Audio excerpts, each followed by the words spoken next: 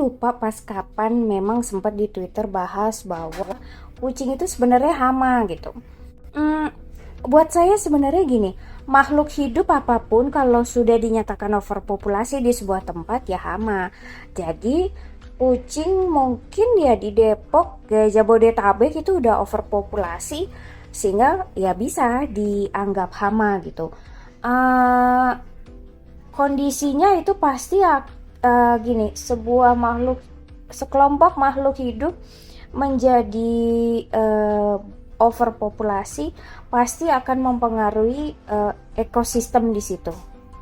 Ekosistem itu adalah pelajaran IPA, SD atau enggak SMP. Saya menjelaskan ini dengan asumsi bahwa follower saya sudah lulus sekolah 9 tahun ya. Uh,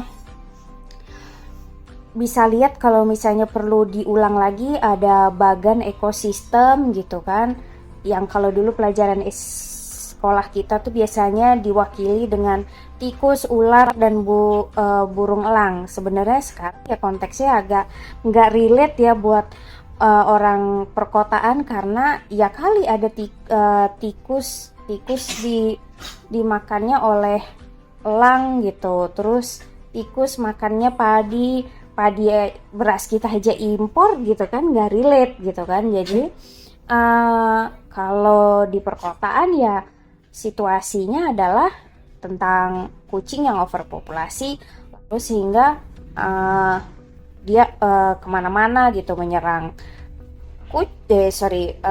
rebut apa namanya,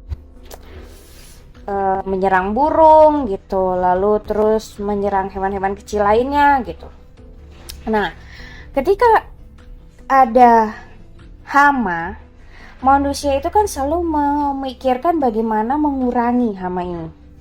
Kalau misalnya di serangga, penggunaan pestisida. Kalau misalnya untuk hewan tikus, rodent, penggunaan racun gitu. Lalu kucing ini bagaimana gitu. Nah, di sini serunya. Indonesia sampai saat ini tidak meloloskan regulasi tentang suntik mati pada kucing. Seingat saya, Bali itu pernah, kalau eutanasia pernah kasus penyebaran rabies gitu kan. Nah, tapi kalau di Jabodetabek penerapan eutanasia pada kucing yang dia anggap hama ini nyaris belum ada ya gitu, karena penuh pro dan kontra tapi nggak ada solusi apa-apa. Nah, jadi ya memang sampai saat ini jalan aman sekalipun mungkin terlihat lambat, yaitu ya adalah TNR gitu. Kita steril lalu kita lepaskan kembali ke alam tersebut. Bukan kita steril kucing di pasar kemiri muka lalu kita lepasin dia jauh-jauh, misalnya di pasar Jonggol semata-mata supaya kelihatan pasar kemiri muka itu bersih dari kucing. Bukan gitu caranya.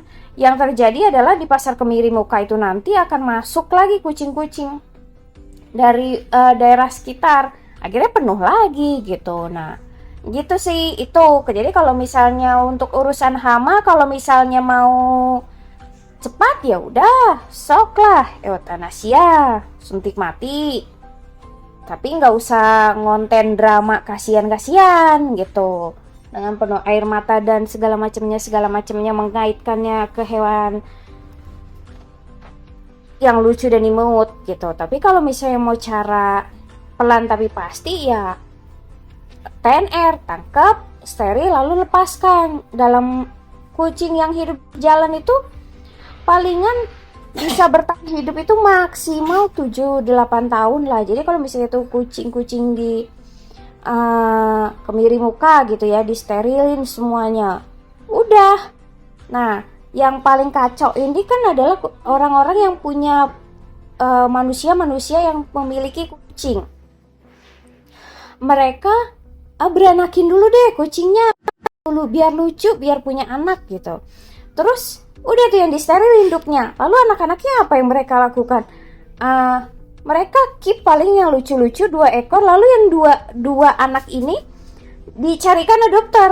Nah, adopternya gitu lagi mentalnya. Beranakin dulu nih biar ngerasain punya anak lucu, pengen punya anak kucingnya lucu-lucu yang gemes-gemes. Nah, dia beranakin, lalu nanti anaknya dia cariin adopter. Sabodo teuing dia, apakah adopter ini akan peduli bahwa untuk sterilnya kucingnya di steril apa enggak? Akhirnya ya kebanyakan kucing di satu titik itu, oh ternyata aku nggak boleh pelihara kucing sama mertuaku, oh ternyata calon suamiku nggak suka kucing, cari adopter, ya udah nggak dapet adopter, akhirnya dilepas ke alam gitu. Disitulah titik biang keroknya, akhirnya jadi kucing seperti menjadi hama gitu, karena manusianya gap gitu loh.